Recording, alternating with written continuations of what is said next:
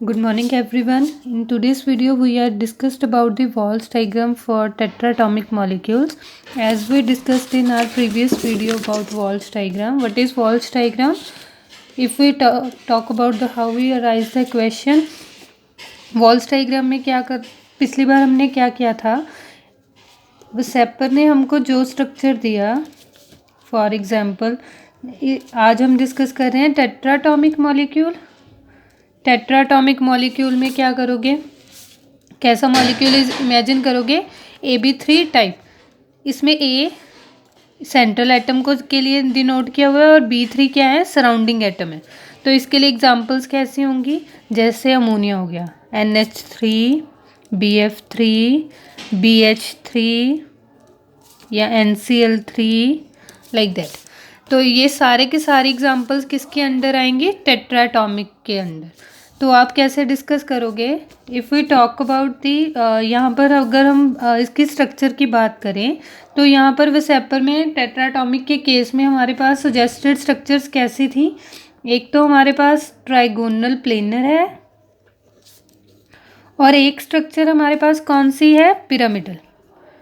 तो जब भी आप प्लेनर स्ट्रक्चर का बात, जैसे फॉर एग्जांपल हम BF3 की बात कर रहे हैं, हमें पता है BF3 में कोई भी लोन पेयर नहीं है, तो इसकी जो स्ट्रक्चर होगी वो कैसी होगी, प्लेनर होगी, राइट।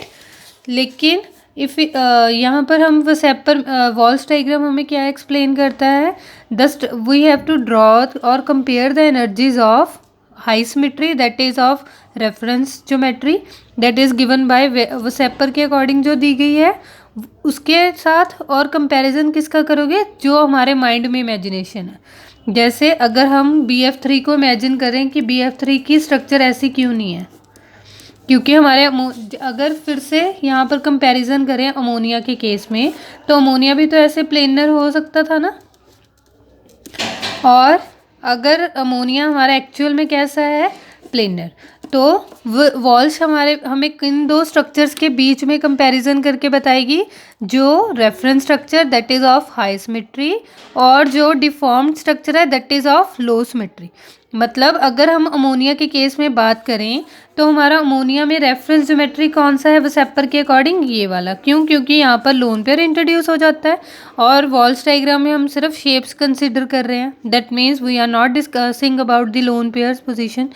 सो यहाँ पर पिरामिडल स्ट्रक्चर होगा, तो यहाँ पर हमारी रेफरेंस ज्योमेट्री अमोनिया के केस में कौन सी है, रेफरेंस ज्योमेट्री पिरामिडल, और प्लेनर हमारी इमेजिनेशन है that is of deformed structure, right. यहाँ पर सिमिलर वे में BF3 के केस में हमारा मॉलिक्यूल एक्चुअल में वेसेपर के अकॉर्डिंग क्या है, trigonal planar that is our reference geometry. और हमने जो इमेजिन किया कि BF3 अमोनिया के जैसे अरेंज क्यों नहीं हो सकता, वो क्या है, डिफॉर्म्ड स्ट्रक्चर। डिफॉर्म्ड स्ट्रक्चर की क्या होता है, ऑफ लो सिमेट्री, जिसके चांसेस कम हैं होने के, और reference geometry that is of high symmetry, जिसके चांसेस हैं मैक्सिमम अक्कर करने के, राइट। तो हमें वॉल्श डायग्राम में जब हमने ट्राइएटॉमिक का डिस्कस किया था तो उसमें हमने प्रॉपर डेफिनेशन की थी, वो डेफिनेशन आप सारी डिस्कशन इसमें सेम रखोगे, और सिर्फ फ़र्क क्या होगा, यहाँ पर हम टेट्राटॉमिक मॉलिक्यूल्स के बारे में बात करेंगे, वहाँ पर हम ट्राइएटॉमिक की बात कर रहे थे। आई थिंक ये सारा क्लियर हो जाना चाहिए। टेट्राटॉमिक में हम मॉलिक्यूल कौन सा कंसिडर कर रहे हैं, AB3 टाइप। उसमें एग्जांपल्स ये हो सकती हैं, अगर हम क्वेश्चन अराइज करें तो दो तरह की स्ट्रक्चर्स पॉसिबल हैं। एक तो AB3 टाइप में ट्राइगोनल प्लेनर हो सकती है, एक कौन सी हो सकती है, पिरामिडल। पिरामिडल हमें पता है कब होती है, जब लोन पेयर का इंट्रोडक्शन हो। As such we are not discussing about the position of lone pair here, so you don't need to mention the position of lone pair in order to create the pyramidal geometry. तो अभी pyramidal geometry के लिए आपको mention करने की ज़रूरत नहीं है कि लोन पेयर का पोजीशन कैसे होगा, सिर्फ आप बॉन्ड्स मेंशन करोगे, राइट। तो अभी यहाँ पर क्या करोगे, BF3 के केस में हमारे पास मॉलिक्यूल कैसा है, ट्राइगोनल प्लेनर और पिरामिडल। पिरामिडल हमारी इमेजिनेशन है BF3 के केस में कि वो अपने आप को अमोनिया की तरह अरेंज क्यों नहीं कर रहा, तो वो हमारे लिए डिफॉर्म्ड स्ट्रक्चर हो गई। और रेफरेंस ज्योमेट्री हमारी जो ट्राइगोनल प्लेनर है, जो हमें वेसेपर ने प्रोवाइड की है। सिमिलर केस में अमोनिया के केस में भी आप ऐसे ही करोगे, अमोनिया में भी हमारे हमारे अकॉर्डिंग हमारी इमेजिनेशन क्या बोलती है कि अमोनिया भी ऐसे ही अरेंज हो जाना चाहिए जैसे BF3 अरेंज हुआ है, तो उसको क्या होना चाहिए, ट्राइगोनल प्लेनर होना चाहिए। हाउएवर वी नो दैट कि यहाँ पर हमारा जो लोन पेयर की पोजीशन की वजह से हमारी lone pair bond pair repulsion है, दैट मीन्स यहाँ पर जो हमारी रेफरेंस स्ट्रक्चर है that is of high symmetry, वो क्या होगी, पिरामिडल होगी as compare to deform structure जो हमने इमेजिन किया वो नहीं होगा, डिफॉर्म स्ट्रक्चर, राइट। तो अभी नेक्स्ट क्या करोगे, हम डिस्कस करते हैं वन बाय वन। यहाँ पर मैंने with the help of models explain कर रही हूँ ताकि क्लैरिटी हो जाए।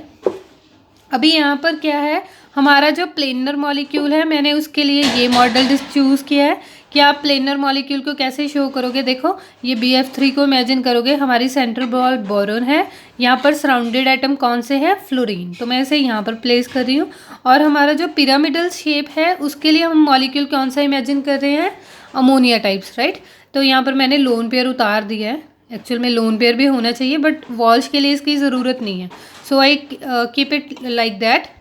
तो यहाँ पर देखो ये पिरामिडल है, ये पूरा प्लेन पे जैसे पेपर पे रखा वैसे ही हो गया है, लेकिन ये थोड़ा सा उठा हुआ है ऊपर से, देखो ध्यान से, ये ऊपर से उठा हुआ है, दैट मीन्स ये क्या है, हमारी पिरामिडल शेप है, ठीक। तो अभी वन बाय वन वैसे करेंगे। अभी ये रादर थोड़ा सा इजी हो जाएगा क्योंकि आपने वॉल्स का बेसिस कर लिया कि हमने कैसे एनर्जीज को कंपेयर करना है। सबसे पहले हम कैसे ऑर्बिटल्स को डिस्कस करेंगे, तो ये वाले स्टार्टिंग में अभी हम क्या कर रहे हैं, हमारा इलेक्ट्रॉन कैसे होगा, हमने इमेजिन कर लिया बोरोन का कन्फिग्रेशन। बोरोन में कौन सी इलेक्ट्रॉनिक कन्फिग्रेशन है, 1s2 2s2 2p1।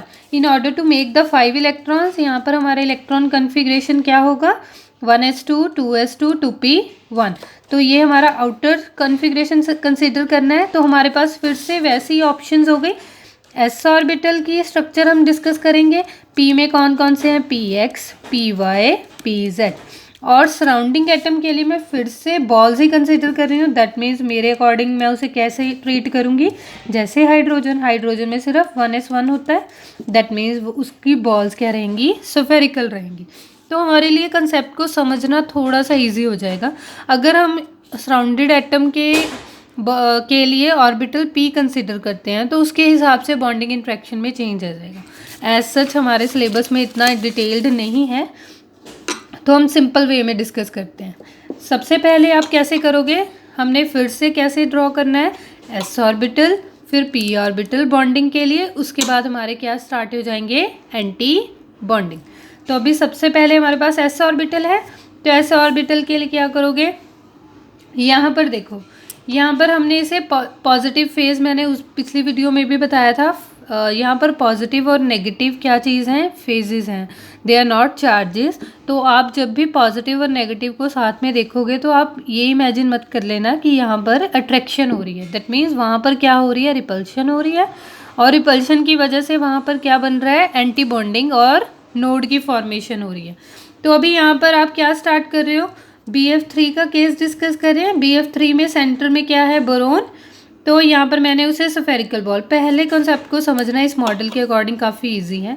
तो यहाँ पर हम इसे क्या फेस दे देंगे, पॉजिटिव पॉजिटिव पॉजिटिव पॉजिटिव। इसे तो ऐसा सच रखना पड़ेगा क्योंकि 120 डिग्री के एंगल पे है। अभी फ़र्क कैसे पड़ेगा इंट्रैक्शंस में, जब ये कैसे क्लोजर आ जाएंगे, अभी ये बेंट हो गए, तो हमारा जो पॉजिटिव स्फीयर था, कल भी हमने जब हमने उसका पहला वीडियो डिस्कस किया था तब हमने देखा था कि जब हमने मॉलिक्यूल को बेंट किया तो इंट्रैक्शंस आपस में, मॉलिक्यूल की जो एटम्स की इंट्रैक्शंस है वो इंक्रीज़ हुई थी। जितनी ज़्यादा अट्रैक्शंस होंगी मॉलिक्यूल के अंदर क्रिएट, उतना एनर्जी क्या हो जाएगा, लोअर डाउन हो जाएगा। और एनर्जी अगर लोअर डाउन हो गया तो सिस्टम कैसा हो गया, ऐसा। मैंने जब पिछली बार भी जब मैंने डिस्कस किया था ट्राइटॉमिक के केस में, तब मैंने वैसा एरो फॉर्म किया था। आप अब की बार मैंने कैसा चेंज कर दिया, अब की बार मैंने उसे हायर इन एनर्जी पहले ही ड्रॉ कर दिया और उसे लोअर में रखा। तो आप ऐसे स्ट्रेट भी कर सकते हो, तो दोनों मेथड सही हैं। अगर आप ऐसे लाकर एरो को एनर्जी डिक्रीज़ करना चाहते हो तो भी सही है। अगर आप ऑर्बिटल को सेम एनर्जी लेवल पे रख के एरो को शो करना चाहते हो कि ये डिक्रीजिंग है तो भी सही है, ऐसे स्ट्रेट भी कर सकते हो। तो हमारा पहला केस में क्या हमें क्लियर हो गया कि ओवरलैपिंग एक्सटेंट क्या हो रहा है, बढ़ रहा है, और एनर्जी क्या हो रही है, डिक्रीज हो रही है। तो अभी सेकंड केस को ध्यान से समझना। अभी देखो राजे, अभी हमारे पास कौन इंट्रोड्यूस हो गया, अब हमारा सफ़ियर नहीं रहा, हमारा डंबल आ गया। डंबल मतलब पी की शेप क्या होती है, डंबल शेप होती है। तो इसका मतलब अभी हमारी इमेजिनेशन में देखो ध्यान से, यहाँ पर भी एक लोब है और यहाँ पर भी नीचे एक लोब है। तो अभी देखो ध्यान से, हमारे पास क्या सिचुएशन होगी, इसमें क्या है, हमारे पास जो लोब होगी पॉजिटिव और नेगेटिव।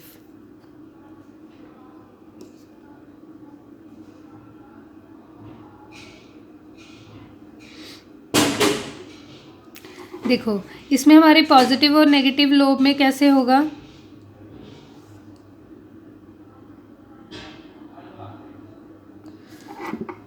यहाँ पर देखो पॉजिटिव, यहाँ पर हमने लोब प्लेस किया सिर्फ, और जब हमने उसे बेंट किया, एक तो सिचुएशन हमारे पास लोब्स को, पहले मैं रफ पे समझाती हूँ फिर इंट्रैक्शन इजी हो जाएगा समझना। यहाँ पर सिचुएशन देखो, हमारे पास पी में 3 तरह की लोब्स हैं। एक हमारे पास ऐसी लोब है, एक हमारे पास ऐसी लोब है, और एक हमारे पास कौन सी कैसी लोब है, ये परपेंडिकुलर खड़ी है, और ये एक ऐसी टिल्टेड सी है, जो एक्चुअल में टिल्टेड नहीं है, सिर्फ एक्सिस का फ़र्क है। तो अभी क्या है, हमारे पास जो जेड की लोब है या किसी भी लोब को, इसका इंट्रैक्शन डिफरेंट होगा इन दोनों से। हमारे पास ये 3 तरह की लोब्स होंगी। तो इसमें कैसे इमेजिन करोगे, हमारे पास अगर मॉलिक्यूल हमारा प्लेनर है, तो यहाँ पर प्लेनर में समझ लो, फिर आपको क्लैरिटी हो जाएगी। यहाँ पर एक लोब ऐसे पड़ी है, एक लोब इस फ्रंट की है, मतलब इसके पास एक लोब का हाफ डंबल है, एक हाफ डंबल इसके पास में है। तो अभी क्या करोगे, डंबल पर हमें पता है पॉजिटिव और नेगेटिव का चार्ज होता है, तो आप वैसे पॉजिटिव करोगे। अगर आप बॉन्डिंग शो करना है तो इसको भी पॉजिटिव सफियर देना पड़ेगा, इसको भी पॉजिटिव, और इसके लिए डंबल क्या है, यहाँ पर हाफ डंबल नेगेटिव फेज में होगा, तो इसके लिए आप क्या शो करोगे, नेगेटिव शो करोगे। क्लियर। तो यहाँ पर सिचुएशन में हमारे पास कैसी सिचुएशन हो गई है, मैंने डंबल में आपको क्या क्या दिखा दिया। एक तो यहाँ पर मैंने उसे पॉजिटिव फेज दिया है, हाफ डंबल मेरा उस साइड है, तो उस पर क्या आ गया, नेगेटिव आ गया। दूसरी मेरे पास कौन सी लोब चल रही है पी की, एक लोब उस तरफ है और एक लोब इस तरफ है, जहाँ से मैंने इसे होल्ड किया हुआ है। तो यहाँ पर भी सिमिलर वे में देखो, ये दोनों पर क्या फेज आएगा, जो इसकी हाफ डंबल पर फेज होगा, और यहाँ दोनों पर इस पर फेज आएगा। तो इन दोनों को देखने में देखो, ये दोनों आपको इक्वल नहीं लग रही, कि यहाँ पर भी 2 एटम का फेज क्या है, सेम है। और अगर हम ये वाली लोब कंसिडर करते हैं तो यहाँ पर भी हमारा 2 इलेक्ट्रॉन का फेज क्या है, सेम है। तो इसका मतलब यहाँ पर हमारी पी की जो 2 ऑर्बिटल्स हैं उनका बिहेवियर क्या होगा, सेम होगा। इसका मतलब यहाँ पर अब सिंबल क्या होता है, ए और ई। तो इसके लिए भी बता देती हूँ, ये क्या होता है, हमारा जब भी हमारे पास एक ही ऑर्बिटल हो तो उसका सिंबल ए हो सकता है या बी हो सकता है। ये ग्रुप थ्योरी का पार्ट है बच्चे। यहाँ पर अगर आपके पास 2 ऑर्बिटल हो तो सिंबल ई होता है, अगर आपके पास 3 ऑर्बिटल सेम डीजेनरेट हो मतलब, तो सिंबल टी होता है।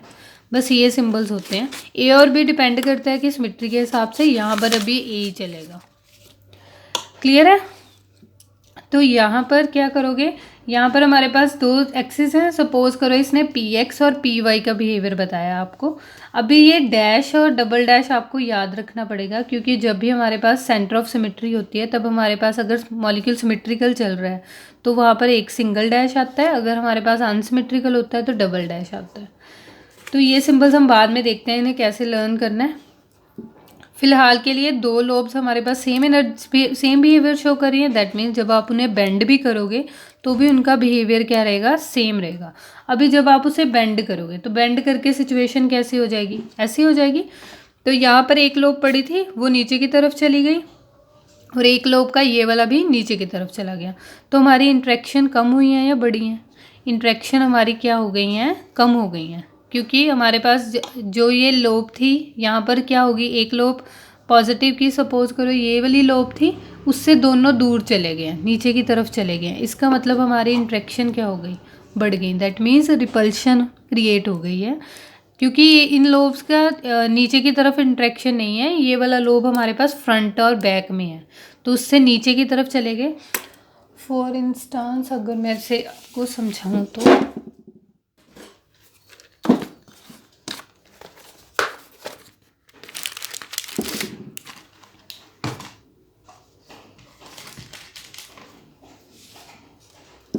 यहाँ पर देखो ये वाला लोब था, अभी ये लोब ऑलरेडी हमारे पास बना हुआ है। ये वाला लोब क्या हुआ है, ये वाला लोब फ्रंट वाला, अभी ये सारे मॉलिक्यूल्स क्या चले गए, नीचे चले गए, पर लोब तो वही है। इसका मतलब क्या हो गया, उसकी अट्रैक्शन, बॉन्डिंग इंट्रैक्शन क्या हो गई, कम हो गई हैं, और हमारा एनर्जी क्या हो जाएगा, फिर रेज हो जाएगा। नेक्स्ट देखो, नेक्स्ट हमारे पास कौन सा ऑर्बिटल बचा है, एक ऑर्बिटल जो इसके एग्जैक्टली ऊपर है, एक लोब ऊपर एक लोब नीचे की तरफ। अभी यहाँ पर तो सब कुछ नॉर्मल है, जब आप इसे बेंट करोगे तो देखो ये जो नीचे वाली लोब है इसके पास ये तीनों क्या हो जाएंगे, पहुँच जाएंगे। इसका मतलब अगर आप इनका तीनों मॉलिक्यूल्स का फेस क्या रखोगे, सेम रखोगे, तो यहाँ पर एनर्जी क्या हो जाएगा, डिक्रीज हो जाएगा। तो यहाँ पर भी सिमिलर केस है। देखो यहाँ पर हमारे पास एनर्जी क्या हो रहा है, डिक्रीज हो रहा है, क्योंकि ये देखो तीनों लोब पर पॉजिटिव चार्ज आ गया, क्योंकि हमें पता था जब हम इसे बेंट करेंगे तो एनर्जी क्या हो जाएगा, डिक्रीज हो जाएगा। ओवरलैपिंग एक्सटेंट क्या हो गया, इंक्रीज हो गया, और एनर्जी क्या हो गया, डिक्रीज हो गया। अभी उसके बाद हमारे पास ये थे हमारे बॉन्डिंग ऑर्बिटल्स, क्योंकि एस ऑर्बिटल पी ऑर्बिटल के तीनों कवर कर लिए। उसके बाद अब कौन से स्टार्ट होंगे, एंटी बॉन्डिंग। तो एंटी बॉन्डिंग में मैंने पिछली बार भी बताया था, अब क्या करोगे, एग्जैक्टली जो बिहेवियर इसके साथ हुआ है, यहाँ पर एनर्जी डिक्रीज हुआ तो अगर आप उसका एंटी बॉन्डिंग करोगे तो एनर्जी रेज कर देना। यहाँ पर एनर्जी इंक्रीज हुआ था तो अगर आप उसका एंटी बॉन्डिंग करोगे तो एनर्जी डिक्रीज कर देना। दैट्स ऑल अबाउट, ये था हमारे पास जो बेसिक डायग्राम। अभी हम क्या याद करना है, हमने इलेक्ट्रॉनिक कन्फिग्रेशन। तो अगेन ए किसके लिए यूज़ करते हैं, सिर्फ एक ऑर्बिटल की बात करो तो ए होता है उसका वर्ड, एक ऑर्बिटल के लिए। 1 और 2 की सिमेट्री मैंने कल भी बताई थी, जब आप उसमें से प्लेन पास करोगे, अगर आपका मॉलिक्यूल सेम इमेज क्रिएट करे तो आप सब्स्टिट्यूट 1 देते हो।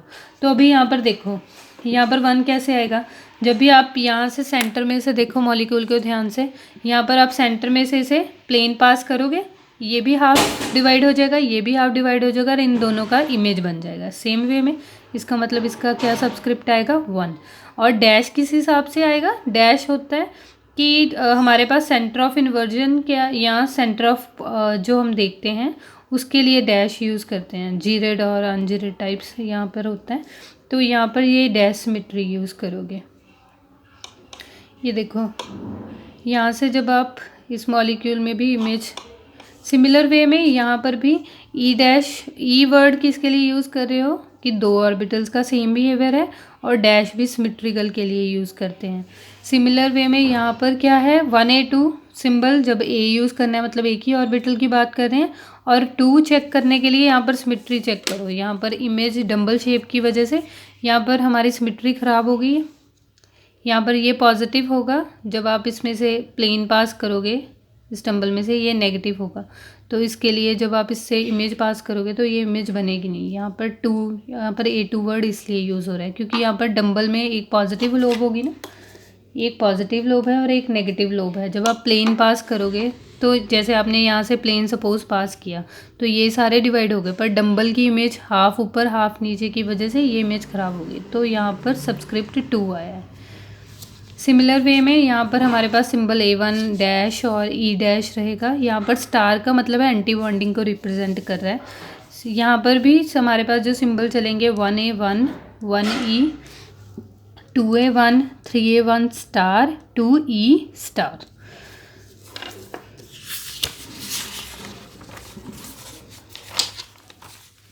तो अभी क्या है, इस मॉलिक्यूल पर आप अप्लाई करोगे। जैसे हमने BH3 का मॉलिक्यूल लिया तो उसमें बोरॉन में हमारे जो वैलेंस इलेक्ट्रॉन्स है वो क्या है, 2s2 2p1, that is 3 electron. तो हाइड्रोजन कितने कंट्रीब्यूट करेगा, एक हाइड्रोजन 1 इलेक्ट्रॉन कंट्रीब्यूट करेगा, 3 हाइड्रोजन 3, 3 + 3 कितना होता है। यहाँ पर आप टोटल वैलेंस इलेक्ट्रॉन काउंट करोगे तो कितने आएंगे, 3 + 3 × 1। हर एक हाइड्रोजन 1 ही इलेक्ट्रॉन डोनेट कर रहा है, तो हमारे पास टोटल इलेक्ट्रॉन कितने हो गए, 6। तो इलेक्ट्रॉनिक कन्फिग्रेशन में फिल करोगे, हर एक ऑर्बिटल में 2 इलेक्ट्रॉन आने हैं, यानी कि EX डैश कर लो या EY डैश, या आप सिंबल को सिंपल एक ही लिख सकते हो। ये देखो यहाँ पर अगर आप EX डैश EY डैश नहीं लिखना चाहते, 1E डैश लिखना चाहते हो, तो यहाँ पर 1E डैश में एक ऑर्बिटल में 2 इलेक्ट्रॉन मैक्सिमम आ सकते हैं। E का मतलब है 2 ऑर्बिटल, तो वहाँ पर मैक्सिमम कितने इलेक्ट्रॉन्स आ सकते हैं, 4। तो 2 2 2, या फिर आप इसको 1E डैश कंबाइन करके भी लिख सकते हो। सिमिलर वे में अगर आप पिरामिडल शेप कंसिडर करोगे तो हमारे पास इलेक्ट्रॉन कैसे होंगे, 1a1 square, 1e(x) square, 1e(y) square.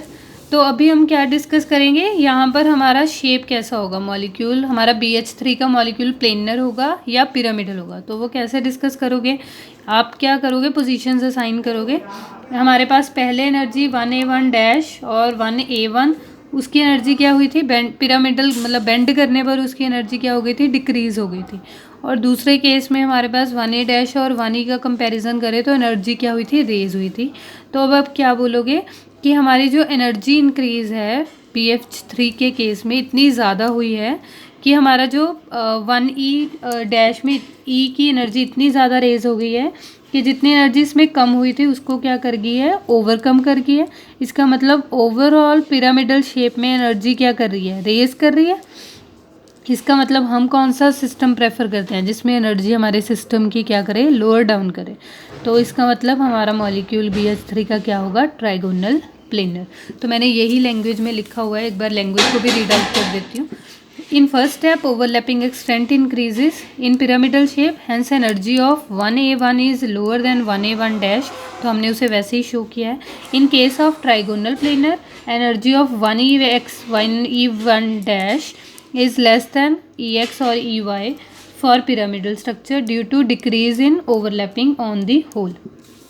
और तो ओवरऑल कैसे कंपेयर करोगे इन दोनों एनर्जीज को, here increase in energy of 1e is much more than the decrease in energy of 1a1, hence the molecule is planar. क्योंकि हम वही सिस्टम प्रेफर करेंगे जहाँ पर हमारे मॉलिक्यूल की उसी स्ट्रक्चर को प्रेफर करेंगे जहाँ पर हमारे मॉलिक्यूल की एनर्जी क्या हो, लोअर डाउन हो, राइट। तो अभी अमोनिया का केस डिस्कस करते हैं। अमोनिया में भी कैसे करोगे, अमोनिया के आउटर इलेक्ट्रॉनिक कन्फिग्रेशन क्या है, 2s2 2p3। तो इलेक्ट्रॉनिक कन्फिग्रेशन आप हाइड्रोजन का कंसीडर करोगे 1s1। टोटल वैलेंस इलेक्ट्रॉन कितने हैं, अमोनिया के केस में 5 और 3 hydrogen, 5 + 3 that is 8। Electronic configuration fill करना स्टार्ट करो, 1a1 dash square, ex dash square, ey dash square, और इनको आप E के साथ 4 इलेक्ट्रॉन एक साथ भी लिख सकते हो, 1a2 double dash square. Similar way में यहाँ पर भी आप E वर्ड सीधा यूज़ कर सकते हो, E4 और 2a1 स्क्वायर। फिर से वैसी लैंग्वेज मैंने दोबारा से राइट डाउन नहीं किया, आप यहाँ पर फिर से वैसी लैंग्वेज ही लिखोगे दोनों के केस में। अभी हमारे पास सिस्टम कैसा हो गया, हमारे पास 3 एनर्जीज इंट्रोड्यूस हो गई हैं। एक यहाँ पर डिक्रीज़ कर रही है a1 के क्या साथ, फिर E की एनर्जी रेज कर रही है, फिर हमारे 2a1 की डिक्रीज़ कर रही है। तो अभी हम कैसे बोलेंगे कि यहाँ पर 2 एनर्जीज पिरामिडल की साइड क्या कर रही हैं, डिक्रीज़ कर रही हैं, हैंस जो हमारा जो एनर्जी रेज है वो क्या है, लोअर डाउन है, क्योंकि यहाँ पर ज़्यादा एनर्जी डिक्रीज़ कर रही है, कम इंक्रीज़ कर रही है। तो इसका मतलब हमारी ओवरऑल मॉलिक्यूल क्या होगा, पिरामिडल होगा रादर देन प्लेनर। तो मैंने इसके लिए जो लैंग्वेज लिखी है एक बार रीड आउट करती हूँ। इन case of trigonal planar 1a2 जो यहाँ पर नया पॉइंट ऐड हुआ है तो मैंने सिर्फ उसके लिए लैंग्वेज लिखी है, बाकी पिछली 2 की आप वहीं से लैंग्वेज लिख सकते हो। वैसे ही in case of trigonal planar 1a2 double dash has less overlapping than 2a1, so energy of 2a1 is decreases than 1a2 double dash.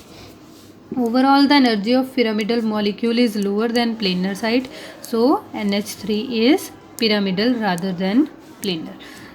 That's all about the topic। अगर यहाँ पर हमारे पास NF3 का केस होता तब भी आपके पास जो आउटर मोस्ट शेल के इलेक्ट्रॉन थे, यहाँ पर देखो ध्यान से, अगर हमारे पास NF3 का मॉलिक्यूल होता तब भी फ्लोरीन तो सिर्फ एक ही इलेक्ट्रॉन डोनेट कर रहा है, तो आप क्या करोगे, आउट वैलेंस इलेक्ट्रॉन फिर भी यहाँ पर 3 इसके और 5 इसके, मतलब आपको कंफ्यूज करने के लिए एग्जामिनर यहाँ पर फ्लोरीन या क्लोरीन भी इंट्रोड्यूस कर सकता है, पर फिर भी डायग्राम का जो बेसिक है वो चेंज नहीं होगा, क्योंकि हमने सिर्फ इलेक्ट्रॉन कंट्रीब्यूशन ही काउंट करनी होती है। जैसे हाइड्रोजन एक ही इलेक्ट्रॉन था उसके पास और एक ही वो कंट्रीब्यूट कर रहा था। नो डाउट फ्लोरीन के पास 7 इलेक्ट्रॉन्स हैं, पर वो कंट्रीब्यूट बॉन्डिंग में कितने करता है, सिर्फ 1।